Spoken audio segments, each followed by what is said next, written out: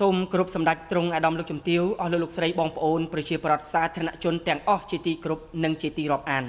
នៅថ្ងៃនេះខ្ញុំបាទក្នុងនាមអ្នកនាំពាក្យអាយុដំអភិសន្តិបណ្ឌិតសសុខាឧបនាយករដ្ឋមន្ត្រីរដ្ឋមន្ត្រីក្រសួងមហាផ្ទៃសូមចេញសេចក្តីថ្លែងការណ៍បដិសេធទៅនឹងព័ត៌មានមិនពិតអំពីសម្ដេចក្រឡាហោមសខេងភ្ជាប់នឹងអាដាមអភិសន្តិបណ្ឌិតសសុខាអ្នកនាំពាក្យអាដាមអភិសន្តិបណ្ឌិតសូមជម្រាបជូនសាធារណជនជ្រាបថាប៉ុន្មានថ្ងៃនេះមានការផ្សព្វផ្សាយមិនពិតនៅព័ត៌មានតាមបណ្ដាញសង្គមដោយសរសេរក្នុងន័យដើមថា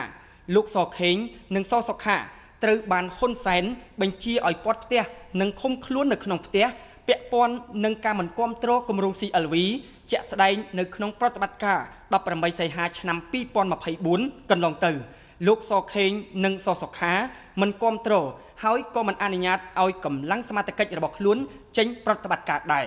អ្នកបំផុសព័ត៌មានคล้ายៗនេះក៏បានសរសេរដោយគ្មានការអៀនខ្មាស់ថាយើងឃើញកម្លាំងដែលចេញប្រតិបត្តិការទាំងអស់គឺជាកម្លាំងរបស់ហ៊ុនសែននិងទាហានយួនពាក់ឯកសណ្ឋានខ្មែរក្នុងនាមអ្នកនាំពាក្យអាដាមអភិសន្តិបណ្ឌិតសសុខាខ្ញុំបាទសូមបដិសេធយ៉ាងដាច់អហង្ការនិងចាត់ទុកថាគឺជាព័ត៌មានមិនពិតដែលមានការរៀបចំសេណារីយ៉ូមួបង្កាច់ខុសពីការពិតនិងមានចរិតបំរើគោលបំណងដ៏ពឹសពុលជ្រុលនិយមរបស់ក្រុមប្រឆាំងក្នុងការបំបែកបំបាក់សាមគ្គីភាពផ្ទៃក្នុងយ៉ាងរឹងមាំជាពិសេសក្នុងចេតនាបង្កើតឲ្យមានការភ័ន្តច្រឡំនិងមន្ទិលសង្ស័យមកលើគោលជំហររបស់អាយុដំអភិសន្តិបណ្ឌិតសសុខាឧបនាយករដ្ឋមន្ត្រីរដ្ឋមន្ត្រីក្រសួងមហាផ្ទៃចំពោះគណៈបកប្រជាជនកម្ពុជានិងរាជរដ្ឋាភិបាលនៃព្រះរាជាណាចក្រកម្ពុជាដែលកំពុងដឹកនាំប្រទេសនិងការពារផលប្រយោជន៍ជាតិនិងប្រជាជនប្រកបដោយភាពជឿនលឿនអ្នកនាំពាក្យអាដាមអភិសន្តិបណ្ឌិតក៏សូមបញ្ជាក់ដែរថាគ្មានការឃុំខ្លួនសម្ដេចក្រឡាហោមសខេងអនុប្រធានគណៈបកប្រជាជនកម្ពុជា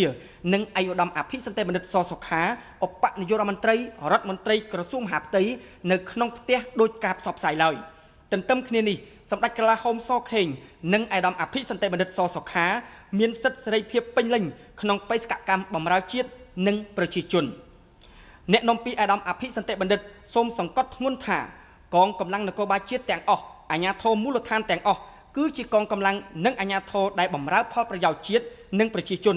ពលគឺមិនមែនជាកម្លាំងផ្ដាច់មុខរបស់បុគ្គលណាមួយឡើយហើយក្នុងនាមក្រសួងមហាផ្ទៃអាយដាមអភិសន្តិបណ្ឌិតបានដាក់បទបញ្ជាយ៉ាងម៉ឺងម៉ាត់បំផុតចំពោះរដ្ឋបាលរាជធានីខេត្តកងកម្លាំងនគរបាលជាតិទូទាំងប្រទេសឲ្យយកចិត្តទុកដាក់ខ្ពស់ចំពោះសភាពការធ្វើកុបកម្មផ្ដួលរំលំរាជរដ្ឋាភិបាលស្របច្បាប់ដែលកើតចេញពីការបោះឆ្នោតដោយប្រជាជនក្នុងនីតិកាលទី7ដែលសកម្មភាពនេះបានចាប់ផ្ដើមដំណើរការពីថ្ងៃទី15ដល់ដំណាច់ខែសីហាឆ្នាំ2024នេះទន្ទឹមគ្នានេះអាជ្ញាធររដ្ឋបាលថ្នាក់ក្រោមជាតិកងកម្លាំងទាំងអស់ក៏បានយកចិត្តទុកដាក់អនុវត្តប្រកបដោយស្មារតីទទួលខុសត្រូវខ្ពស់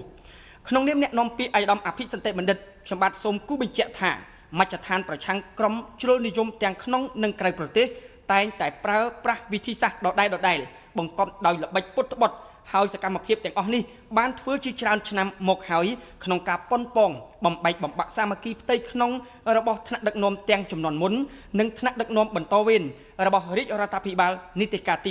7តែយ៉ាងណាក៏ដោយទាំងថ្នាក់ដឹកនាំចំនួនមុននិងថ្នាក់ដឹកនាំបន្តវេននៅតែបន្តរក្សាបានឯកភាពសាមគ្គីភាពផ្ទៃក្នុងយ៉ាងរឹងមាំតាមរយៈការដំកល់ឧត្តមប្រយោជន៍រួមក្នុងបបផែនជាតិនិងប្រជាជន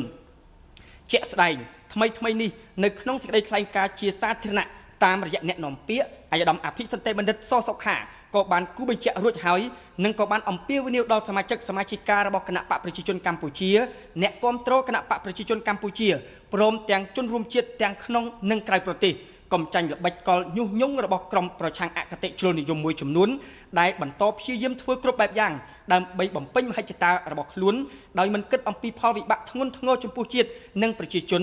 ដែលធ្លាប់ទទួលរងគ្រោះនិងហែកឆ្លងកាត់ទុក្ខលំបាកវេទនារាប់មិនអស់ក្នុងប្រវត្តិសាស្ត្រដ៏ជូរចត់របស់ខ្លួនព្រោះតែល្បែងនយោបាយបែបលៀបពណ៌ញុះញង់និងបំបែកបំបាក់អាស្រ័យដោយបានបញ្ជាក់ជូននេះសូមសាធារណជនទាំងក្នុងនិងក្រៅប្រទេសជ្រាបនិងសូមកំចាញ់ឧបាយកលនៃព័ត៌មានคล้ายសូមអរគុណនិងសូមគោរពលា